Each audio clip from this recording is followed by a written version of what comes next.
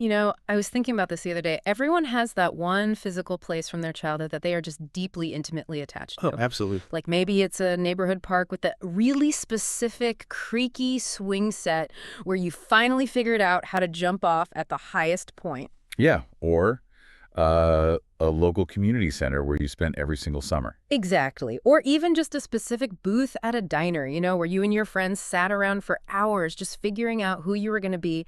And we all know that sinking, hollow feeling when you drive by one day and you just see the Oh, bulldozers. man. Yeah. The place is just gone, paved over, replaced by a strip mall or just, well, empty dirt. And Yeah. it's a very specific kind of grief, right? Because it's not just the wood and the concrete that are gone. Right, you're mourning the memories. Yes, you are mourning the memories that happened inside those walls. The context for a whole era of your life has literally been erased from the map. It's so true. You are mourning the context of your own history. I mean, the physical architecture was really just the container for the social and emotional architecture of your life at that time. Right.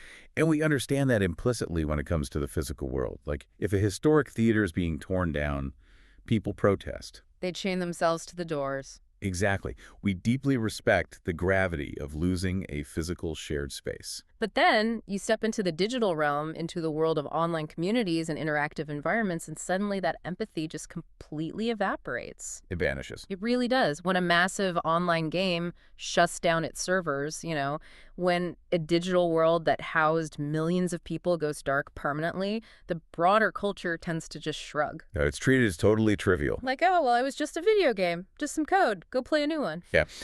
But for the people who inhabited that space, who built like 5-year friendships, who learned complex communication skills and spent hundreds of hours in that specific digital geography, the grief is just as real as seeing that childhood park bulldozed. It is the absolute definition of a cultural blind spot. Yeah. I mean, we completely dismiss the profound psychological and social weight of these spaces simply because they exist on server racks rather than on street corners. Which is wild when you think about it. It is, because the psychological reality of the human brain doesn't care if the space is made of bricks or pixels.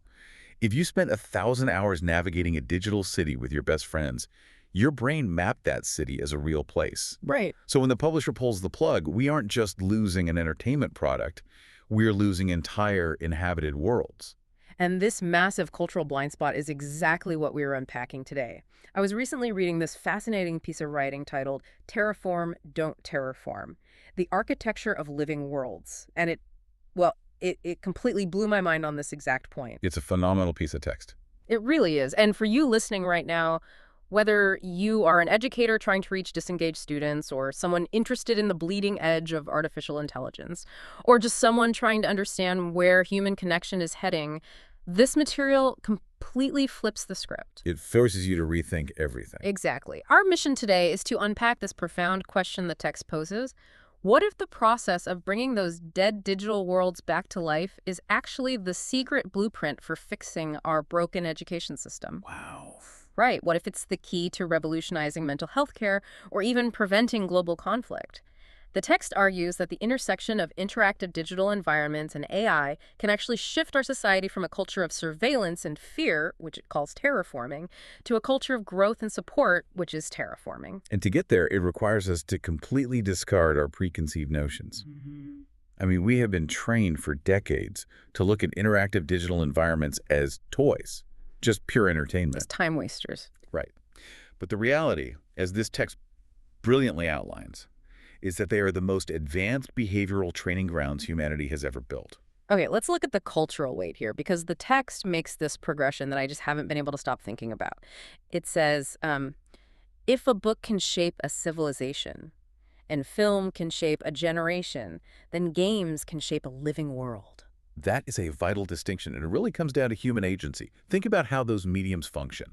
A book shapes a civilization because it allows complex ideas to transcend time and geography, right? Right, it's a time machine for thought. Exactly. But the experience is fundamentally static. You are translating the author's words into your own imagination, but you cannot change the plot. You can't save the main character. Exactly. And then a film shapes a generation because it provides a shared experiential visual and auditory language. Yeah. It tells us how the future looks or how the past sounded. But again, you are a passive observer. You sit in a dark room and the experience just washes over you. I always say, you can yell at the screen all you want, but the teenagers are still going to walk into the haunted house. Right. You have no say in the matter. But an interactive environment, a game, shapes a living world because you are in it. You have agency. You are making the choices. Yes, you are not just consuming the culture. You are co-creating the experience in real time. The text points out that these spaces deliver story, competition, memory, music, teamwork, imagination, identity, and skill all simultaneously. Which makes the death of these spaces so much more tragic, I think. I mean, when a film from the 1920s is lost to a studio fire, film historians mourn it. But when a massive multiplayer game from, say, 2010 shuts down, we lose something far more complex. We lose the society that lived there. Exactly. We aren't just losing the art, we are losing the specific language that developed there. Think about the inside jokes, the shorthand communication, the incredibly specific strategies developed by a group of friends over hundreds of hours to beat one specific boss on one specific map. Yeah, that shared language loses all of its context when the server dies. It literally becomes a dead language. And this is where the industry's current solution just falls completely flat. When there is a demand to bring one of these old worlds back, the standard corporate response is to do a remaster. Oh, right. You take the old code, you upscale the texture so it looks good on a modern 4K television, you increase the frame rate, and you just sell it again. The text explicitly calls these out as lazy remasters and cynical nostalgia bait, and honestly, rightly so. Because they are treating a digital world like it's just a painting that needs to be dusted off. Yes. The author argues that the only acceptable answer is true resurrection.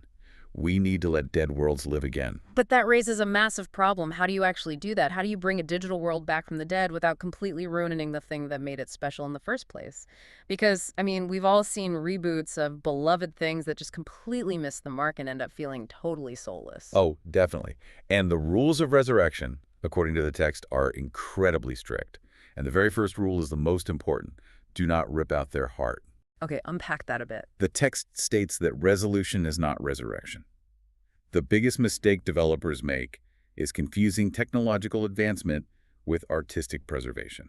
Let's ground this in the specific examples from the text, because I think they perfectly illustrate what ripping out the heart actually means. Take Conker's Bad Fur Day. Oh, classic. Right. For context, for anyone listening who isn't familiar, this was a game on the Nintendo 64 back in the early 2000s. Visually, it looked like a standard, bright, colorful, kid-friendly platformer with a cute squirrel. But the actual content of the game was incredibly profane, mature, satirical, and dark. Very dark. It had references to A Clockwork Orange and Saving Private Ryan. And the test argues that people loved that game precisely because it was wild, sharp, and totally out of step with everything else on the market at the time. Exactly. Now, apply the modern corporate mindset to bringing that game back. The instinct is always to smooth off the rough edges. To sanitize it. Right. To make it more palatable for modern sensibilities, to ensure it doesn't offend anyone, to make it fit neatly into a portfolio. The text points out that if you do that, you have killed it.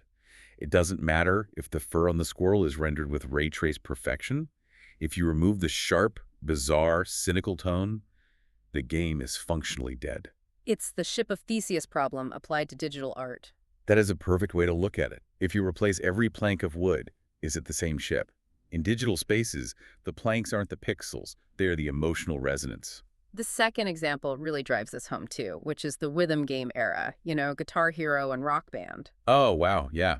Millions of people playing plastic instruments. Literally millions of people standing in their living rooms with plastic guitars, clicking little colored buttons in time with falling gems on a screen. Why did people love that? I mean, it wasn't because clicking a plastic button is inherently fun. No, not at all. And it wasn't because the graphics of the virtual crowd cheering you on were incredibly lifelike. People loved it because of the kinesthetic illusion. It provided a very specific fantasy, which is the feeling of musical performance. Right? The core of that game is the rhythmic window, the precise millisecond timing of when you hit the strum bar, combined with the audio feedback of the guitar wailing. That is the emotional architecture. So if you mess with that timing, If you resurrect the game, but change the timing mechanics, or if you make it feel like you are just executing data entry on a spreadsheet rather than performing a concert, you've ripped out its heart. And then there is Destiny, which is a massive sci-fi shooter. The text highlights that people didn't log thousands of hours just for the story. They played it because its gunplay felt incredible and its world felt larger than life. It's the tactile, heavy feeling of the mechanics, the way the controller vibrates, the specific sound of the weapons, the physics of how your character jumps. It's about preserving the feeling of being alive inside that specific gravity. Which is so hard to replicate. Think about how we preserve physical history. You don't preserve an ancient Roman ruin by tearing down the crumbling stones and rebuilding it with flawless modern concrete. No, that would be a theme park. Exactly. You preserve the texture, the history, the specific feeling of the original material. We have to treat digital worlds with that exact same level of cultural weight. Mm-hmm. The question is never, can we make it look newer? The fundamental question must be, can we preserve what made it feel alive? Okay, so let's say we managed to do that perfectly. We preserve the tone of Conquer, the rhythm of Guitar Hero, the gunplay of Destiny. We have perfectly preserved the soul of the game. It looks right, it feels right. But here's the brutal reality. It is still completely dead if you log in and the city is empty. This is the structural collapse that kills most interactive media. A game can retain its original emotional core perfectly, but it is locked behind what we can call the social wall. Right, because so many of these games were fundamentally designed around human infrastructure. You needed other people to make the mechanics work. And this is a profound insight into how these ecosystems function. They aren't standalone products, they're social dependencies. To play a complex cooperative game, you need an active matchmaking system. You need 5 other people whose real-life schedules align with yours. Which is basically impossible in your 30s. Truly. You need someone who actually understands the incredibly complex mechanics of a boss fight and is patient enough to teach you. You need a dedicated healer, a dedicated tank. As a game ages, that human infrastructure evaporates. The game itself isn't broken. The society that supported it has simply moved on. So you log in, the servers are technically running, the world looks beautiful, but you are standing alone in a raid dungeon that physically requires 6 people to stand on 6 different pressure plates just to open the door. You are locked out. You're totally locked out. And this is where the source material drops its biggest technological bombshell. The text says that old games must become easier to truly play, and the solution to this collapsed social wall is artificial intelligence. Yes, but the text is very careful to define the parameters here. It says AI should not be a thief that replaces players. AI should be a teammate that supports players. Okay, I have to push back hard on this. When I first read this part, I literally scoffed. I get that. Because the entire magic of those multiplayer games was the human connection. The late-night banter, the shared frustration when someone messed up, the genuine triumph when you finally won together. If you replace those human beings with an AI bot, doesn't that feel incredibly hollow? Doesn't it feel like throwing a dinner party and having to hire actors to sit at your table? You know it's fake. The stakes are gone. It's a completely natural reaction. We're conditioned to view AI in games as those terrible brain-dead bots from the early 2000s that would just run into walls or shoot at the sky. Yes, exactly. But you have to separate the concept of a scripted NPC, a non-player character, from an agentic, large language model integrated directly into a game state. Okay, so what's the practical difference for me, the player? The difference is adaptation and memory. The author is arguing that we need to reframe our understanding of the AI's role. It is not replacing your real friends. It is a scaffold stepping in when your real friends are gone. A scaffold? Yeah. The text says, if a person comes alone, the game should not punish them for that. It should meet them there. Imagine loading into an old, complex, cooperative mission. You don't have human friends available. Instead, you have a fire team of AI models. But these aren't scripted bots. They're connected directly to the game's API. They are reading the game state in real time. Wait, explain how that actually works under the hood. How does an AI read the game? Think about it like a constant stream of text and data. The AI isn't looking at the screen the way you or I are. The game engine is constantly sending data packets to the AI model. It says, player health is at 20%, enemy is flanking from the left, player just missed 3 shots. Oh, wow. The AI processes that data and generates a response based on its specific persona. It might physically move its avatar to cover you, cast a healing spell, and synthesize a voice line saying, Fall back. I've got you covered. That's incredible. And it understands the context of failure. If your team wipes and you have to start the boss fight over, a scripted bot just runs the exact same script again. An agentic AI remembers the failure, might say, okay, rushing the center didn't work. Let's try flanking through the trenches this time. Oh, man. So it actually adapts to your specific skill level and the history of your play session. And the text points out the social benefits of this, which are surprisingly poignant. These AI teammates do not rage quit. No, they don't. They don't scream at you through the microphone because you missed a jump. They don't vanish after your team fails a mission once. And crucially, they don't leave you excluded from the best content of the game simply because your real-life friend group has moved on or because you have a busy job and can only play at 3 in the morning. For you listening to this, really think about how liberating that concept is.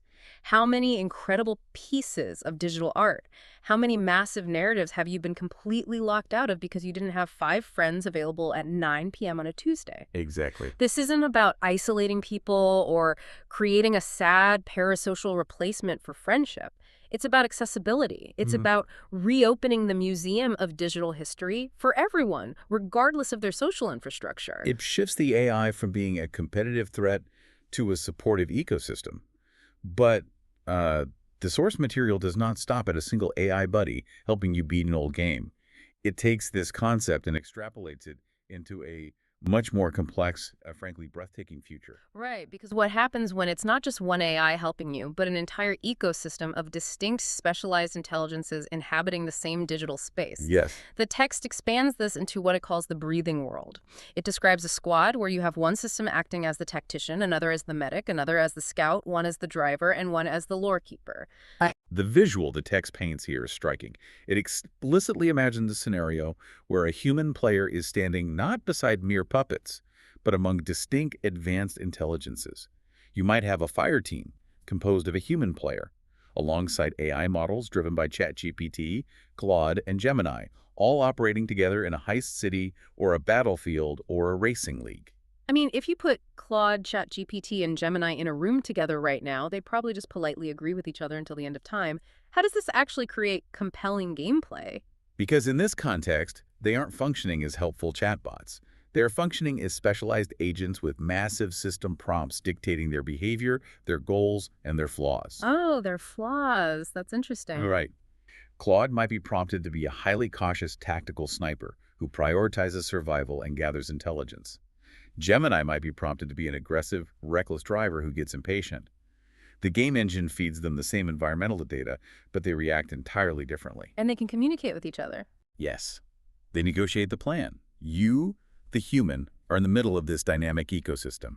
And the text grounds this in reality by pointing out that the continuing partnership between Microsoft and OpenAI makes this exact kind of AI-assisted gaming future highly plausible. Because Microsoft owns massive gaming studios and OpenAI builds the models. Exactly. The convergence is inevitable. We are moving from worlds populated by static code to worlds populated by diverse minds. And this fundamentally shatters how narrative design works. Currently, games are built around fixed scripts. You walk down a hallway, you cross an invisible line, and it triggers a cutscene. If you replay the game, the exact same enemies spawn in the exact same places. It's a theme park ride. Beautiful, but on rails. The text acknowledges that the theme park model can still produce masterpieces, but it is inherently limited by human authoring bandwidth.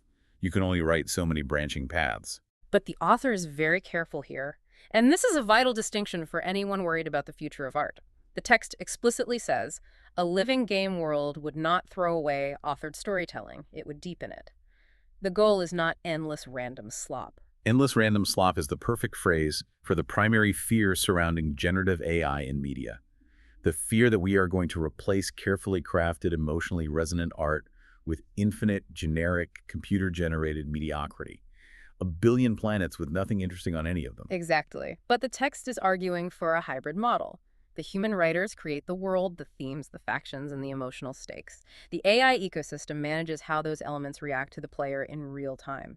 It's the difference between reading a choose-your-own-adventure book, which has a finite number of pre-written endings, versus sitting at a table playing Dungeons & Dragons with a brilliant human dungeon master. That is the perfect analogy. A dungeon master has an authored world out. They know who the king is. They know where the dragon sleeps. But if you decide to ignore the king and open a bakery in the village, the dungeon master improvises the consequences of that action within the logical rules of the world. Right. The text says, if you take out one crime boss, another rises. If you save one neighborhood, another faction responds. If you keep making the same choice, the world begins to know you for it. It creates genuine consequence. Two human players could enter the exact same digital city and come away with entirely different rivalries, scars, and alliances based on how they interacted with the ecosystem. The world breathes back. And this brings us to the massive pivot in the source material. We have just established an incredible technological architecture.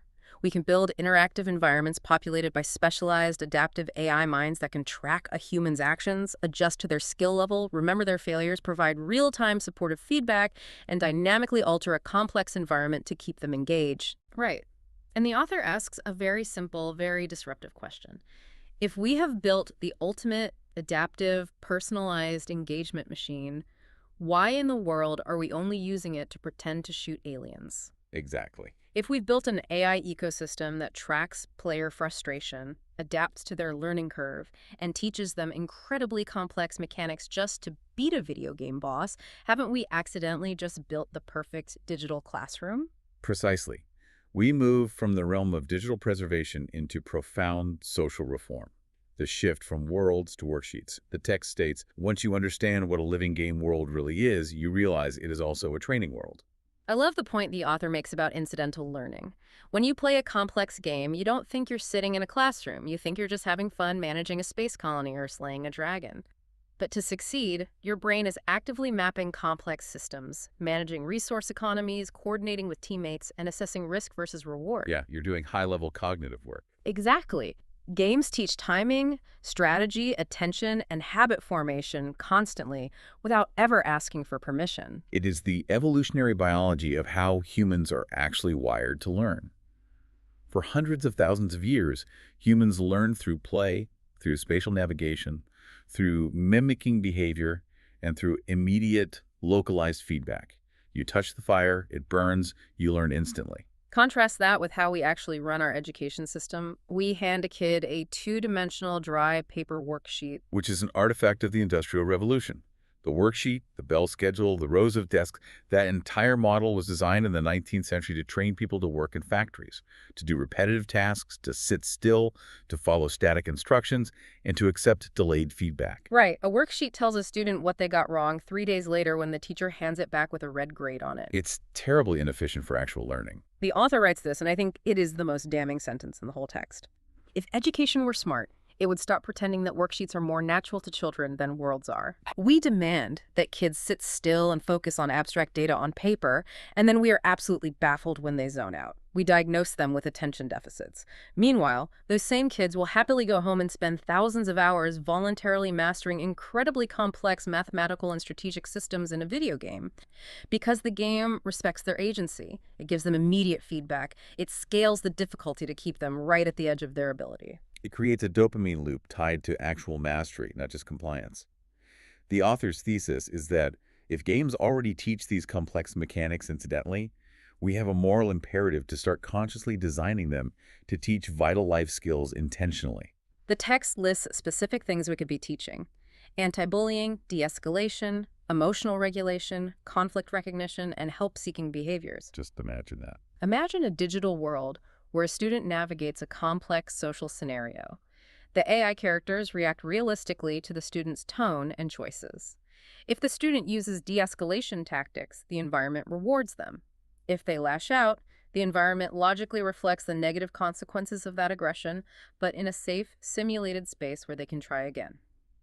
And this isn't just theory. The text grounds this in hard data. It cites the Centers for Disease Control, noting that the CDC explicitly states schools can improve student well-being through evidence-based mental health promotion, support, and connectedness. The author argues that interactive worlds are perfectly positioned to be a serious ally in building that connectedness, rather than being treated as the enemy of the classroom. The text also brings up academic performance, specifically math. It points out that American 15-year-olds are actually above the OECD average in reading and science, but below average in math, with national assessments showing drops below pre-pandemic levels. Which makes perfect sense when you look at how we teach it. Reading inherently involves narrative. Science involves observable phenomena. But math, especially as it gets more advanced, is taught abstractly. It is stripped of its context. But what is a video game engine? It's just math. It is literally just a massive physics and math calculator rendering in real time. If you want a kid to understand geometry and resource management, don't give them a worksheet.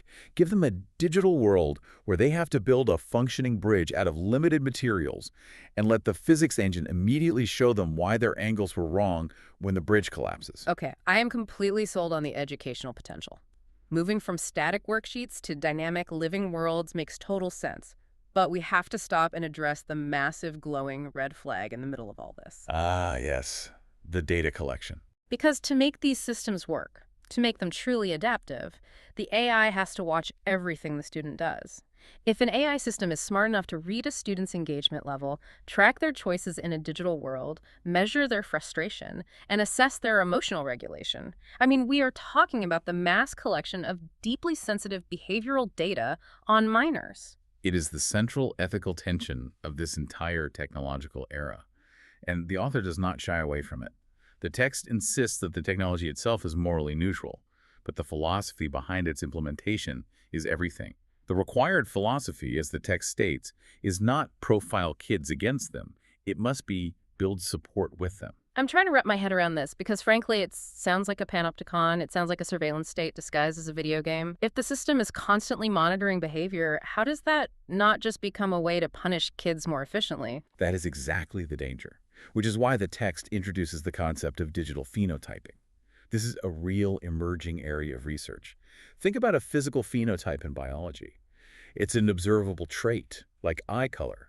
A digital phenotype is an observable behavioral trait derived from how you interact with digital devices. Like what is it actually measuring? It's not reading your diary, it's measuring metadata, keystroke latency, scroll velocity, how hard you tap the screen, variance in your daily routine, how often you engage with interactive systems versus passively scrolling. Okay, so just raw behavioral data. Right. And research suggests that changes in these microscopic digital behaviors can reveal that a person is experiencing high stress, sleep deprivation, extreme isolation, or spiraling mental health crises long before they ever articulate it to a doctor or counselor. Okay, so the AI in these educational digital worlds could theoretically spot the warning signs of a student in crisis early. But the text draws a very hard line regarding the ethics of this. It says this promise only makes moral sense if it adheres to strict boundaries. It must be optional, it must be transparent, and most importantly, human judgment must remain central. The author explicitly warns against using this data to create criminal dossiers on students. The goal is not to catch a kid feeling angry and punish them. The goal is to alert human professionals that a student might need help. The text uses a powerful phrase. The point is care, not suspicion.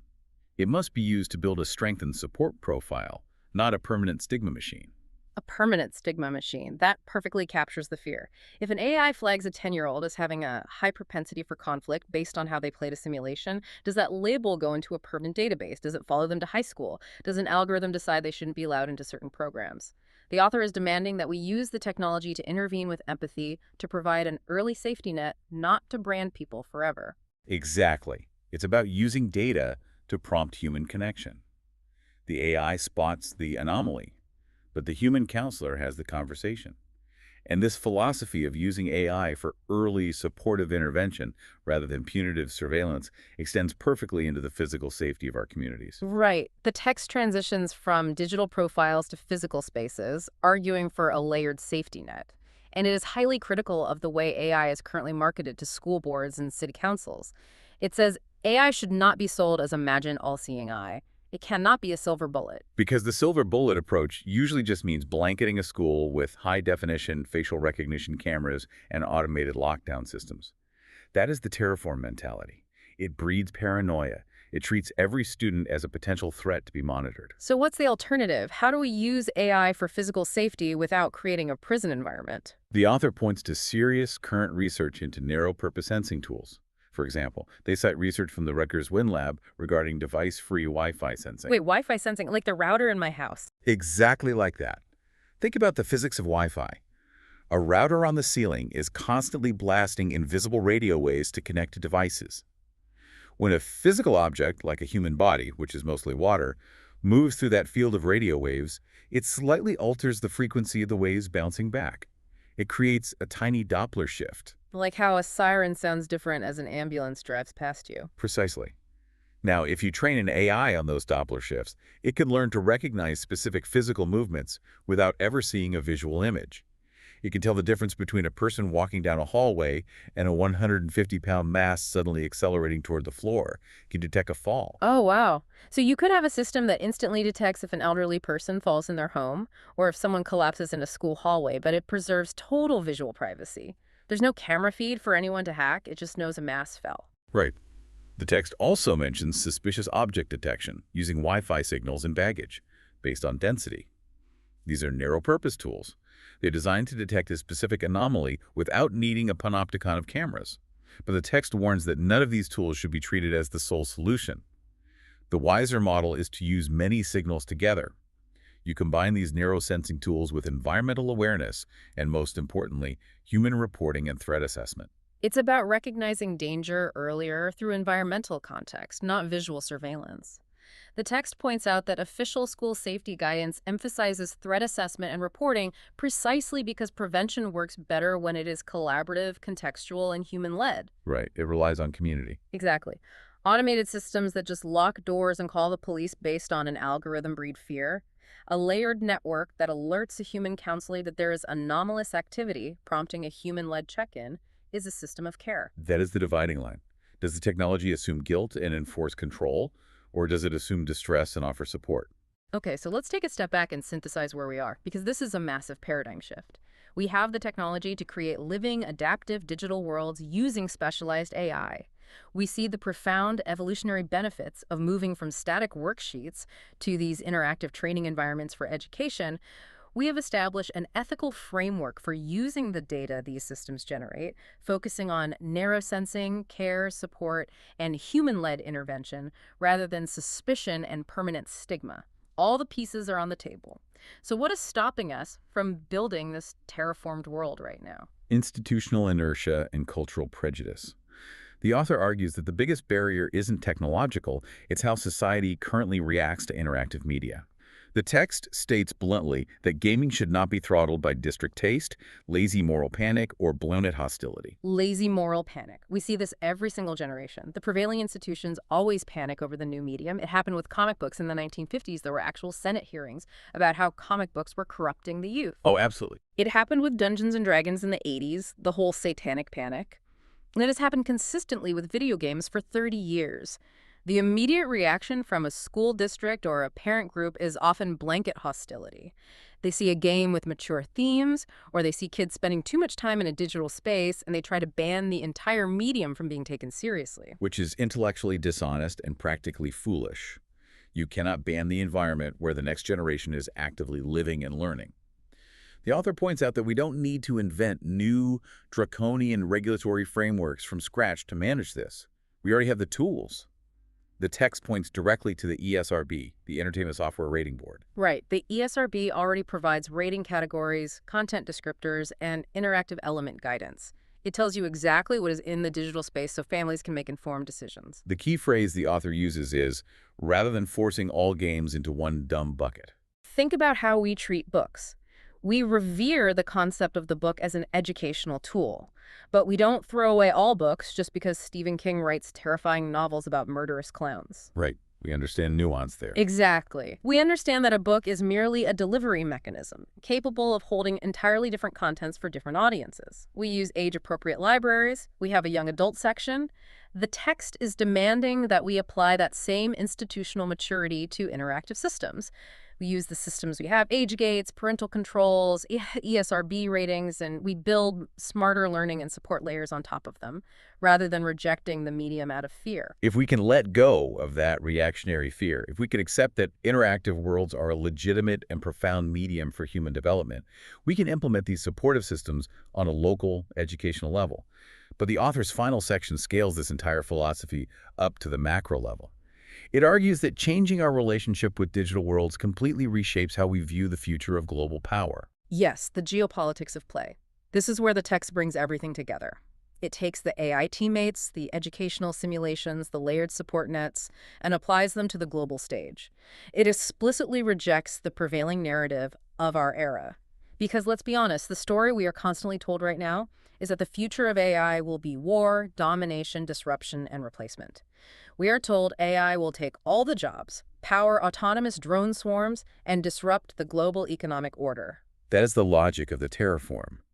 But the author posits a different moral framework. They write, real power is not only what can crush, real power is what can serve. If these massive technology partnerships like Microsoft and OpenAI have the capability to shape global infrastructure, they have the capability to shape a world where nations compete through creation rather than destruction. The text drops this incredibly provocative line, "A gamer world war is better than a real one." That line is it's stunning. When I read that, I had to put the text down and just think about it. It suggests that nations should flex their geopolitical power not through military might, but through simulation, through design, story, sport, and world building. Instead of comparing body counts, let nations compete to build the most advanced, beautiful, complex digital ecosystems. Let conflict become creation. It is a utopian vision, yes, but it is grounded in the technological reality we've just spent the hour discussing. The space race in the 1960s was essentially a massive, non-lethal flex of technological and economic power. The author is suggesting that the next era of global competition could take place within these massive digital architectures. Competing to cure diseases in simulation, competing to build better economic models, competing to attract global talent to your digital spaces. And this is where the author finally unpacks the title of the piece in full, the choice between terraform and terraform. Let's break those definitions down because they are the compass for everything we've talked about. Terraform, according to the text, means shaping the world through fear, suspicion, escalation, and death. It is the logic of the prominent stigma machine tracking students. It is the logic of paranoid, visually monitored surveillance prisons instead of schools. In gaming terms, it means building bigger graveyards. In geopolitics, it means pouring endless war logic into every new machine we invent. And on the other side, terraform. To terraform means shaping the world so life can grow. It means building better, living digital worlds that preserve our cultural history. In education, it means teaching through engaging, adaptive simulations instead of static shaming worksheets. In safety, it means utilizing narrow sensing and early support networks instead of waiting for catastrophe to happen and pretending that punishment is enough. And regarding AI, to terraform means making systems that assist, guide, warn, and accompany the human experience, like the AI fire team that helps the lonely player access the game. It means explicitly rejecting systems designed to dominate, replace, or brand people forever. So what does this all mean for you listening to this? It means that bringing those dead video games back to life, the thing we started this whole conversation with, the bulldozed digital parks, isn't just an exercise in nostalgia, it is practice. It is a proof of concept for the human race. Exactly. If we can use AI to safely restore a dead digital world, to support a lonely player, to build an ecosystem of minds that makes a digital space feel alive and responsive without losing our humanity, then we are proving that we have the capacity to use these tools for care rather than destruction. We are practicing how to build systems that make the human experience more reachable, more personal, and more alive. The author's concluding vision states clearly what future is worth wanting. Not dead libraries of abandoned digital history, not lonely players locked out by social walls, not schools ignoring the evolutionary reality of how their students actually learn, and certainly not endless war logic. They are advocating for a future where we keep the soul of our creations, fix the barriers to access, build genuine support systems, and let dead worlds live again. Terraform, don't terraform it is a brilliant philosophy. Okay, as we wrap up this deep dive into the source material, let's take a quick look back at the journey. We started by validating the real grief of losing our digital spaces. We learned that to resurrect them, we have to preserve their emotional architecture, the kinesthetic feel, not just their graphical resolution. We explored the reality of the social wall and how agentic AI can act as the ultimate co-op partner, reading game states to break down the barriers of isolation. We saw how ecosystems of specialized AI minds could bring dynamic consequence and breathing life back into authored stories. From there, we took that living architecture and applied it to education, realizing that replacing the industrial-era worksheet with interactive training worlds aligns with how human beings actually learn. We navigated the complex reality of digital phenotyping, drawing a hard line between systems of suspicion, the permanent stigma machine, and systems of human-led care. We examined how layered, narrow-purpose AI, like Wi-Fi Doppler sensing, can enhance physical safety without creating a visual surveillance state. We recognize the absolute necessity of moving past lazy moral panics regarding interactive media. Finally, we've looked at how this ethos of creation support can offer a geopolitical alternative to global conflict. It is a massive paradigm shift, but it all points in the same direction. Power that serves rather than power that crushes. But before we sign off, I want to leave you with one final thought. A question that isn't directly answered in the text, but is built entirely upon the foundation we've just laid out. We started this conversation talking about the physical and digital places that shape us. If the source material is right, if interactive systems are the ultimate training ground for how we engage with reality, and if we are rapidly moving toward an era populated by adaptive algorithms that respond to our every click and hesitation, how are the digital spaces you interact with today currently training you? Think about the platforms you scroll through right now. Are the algorithms you spend thousands of hours with terraforming your mind to be more cooperative, more engaged, and more empathetic to the people around you? Or are they terraforming it with outrage, suspicion, and isolation? It is the defining quotient of our relationship with the digital world moving forward. Thank you for joining us on this deep dive. Keep exploring, keep questioning the architecture of the digital worlds around you, and we'll see you next time. Today, we're going to talk about a choice, a really powerful choice for all facing as we build our digital worlds. It's this idea, this philosophy called terraform, don't terraform. And you'll see it connects everything from the games we pour our hearts into to the way we learn and even how we live. But first, I want to start with a feeling I bet a lot of you know all too well. It's that specific kind of gut punch when an online world you truly loved just vanishes. Why does that hurt so much?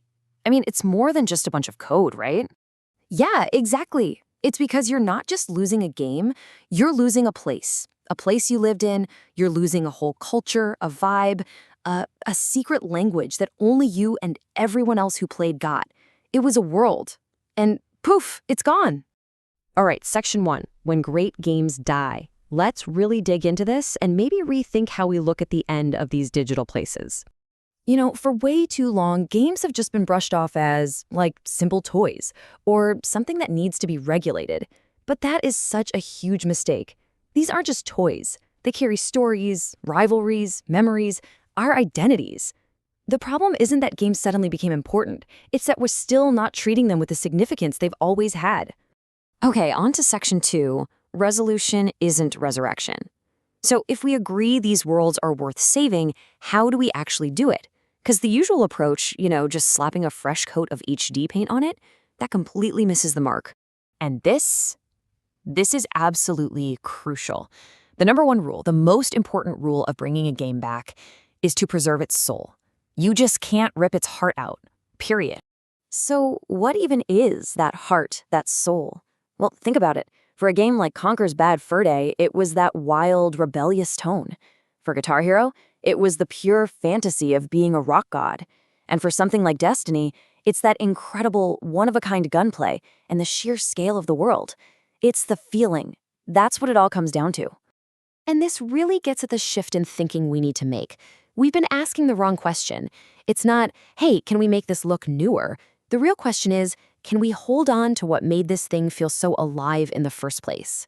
Because better graphics alone, that's not a revival. This line just says it all. Resolution is not resurrection. I mean, you can make a ghost look super sharp, 4K, ray traced, but it's still a ghost. Which brings us to section 3, AI as a teammate. So if keeping the feeling is rule number 1, then rule number 2 has to be making these old games actually playable again. And this is where AI steps in, but not as a replacement. Think of it more like a teammate. I'm sure a lot of you have slammed right into this social wall. You get that nostalgic urge, you fire up an old favorite, but the best stuff, the raids, the co-op missions, it's all locked away. Why? Because matchmaking is a total ghost town and your old crew has moved on. The game isn't dead because it's bad, it's dead because the whole social system that supported it just fell apart. Okay, now imagine this instead. You log in all by yourself, but the game is ready for you. It gives you a reliable AI fire team. These AI teammates, they'll revive you when you're down. They can actually explain that ridiculously complicated boss mechanic. They adapt if a plan goes sideways, and this is a big one, they don't rage quit and vanish.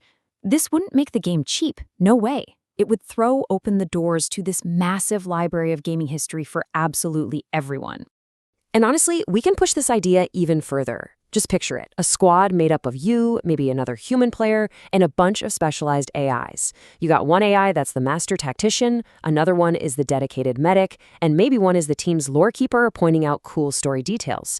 You're not playing with a bunch of mindless bots. You're playing with a team of genuinely distinct intelligences. This is a little taste of where all of this interactive media could be heading. Okay, section 4, from games to living worlds. Now this is where it gets really big, because this stuff matters way beyond just entertainment. The way we design a living game world, it can actually be a blueprint for a totally new kind of training world. Let's be real, games are already incredible teachers. They teach us timing, strategy, teamwork, all without us even realizing it. So the question isn't if they teach us, the question is what can we intentionally design them to teach us next? I'm talking about real-world skills, things like teamwork, de-escalation, even emotional regulation. You can learn that stuff so much better in an interactive system than you ever could from some boring old lecture. These aren't just games anymore, they're practice fields for life. And look, this isn't some pie-in-the-sky idea. The need for new ways of learning is very, very real. Just take a look at the latest PISA scores for 15-year-olds here in the US. We're doing pretty well, above average in reading and science, but in math, we're falling below the average. Now, that's not a reason to hit the panic button, but it is a massive signal that we need to innovate, and we should be doing it where kids are already spending their time and energy, in these interactive worlds.